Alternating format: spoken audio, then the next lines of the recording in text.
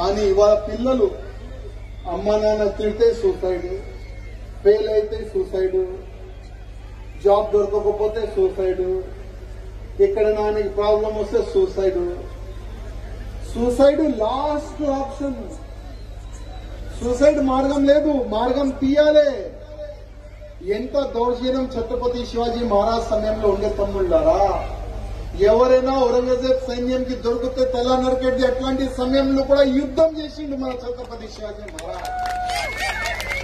కానీ ఇవాళ ప్రతి ఒక్క యువకులకి రిక్వెస్ట్ చేస్తున్నా, సావాలంటే మాతో కలవండి, ఒక మంచి చావు మీకు ఇస్తాం. ఎవరికైనా చావాలంటే రాష్ట్రీయ స్వయం సేవక్ సంఘంలో మీరు పోవండి. ఎట్లా సావాలే వాళ్ళు మీకు నేర్పిస్తారు తమ్ముళ్ళ. ఛత్రపతి శివాజీ మహారాజ్ లాగా తయారు చేసేది ఒక సంస్థ రాష్ట్రీయ స్వయం సేవక్ సంఘ్ తమ్ముళ్ళ.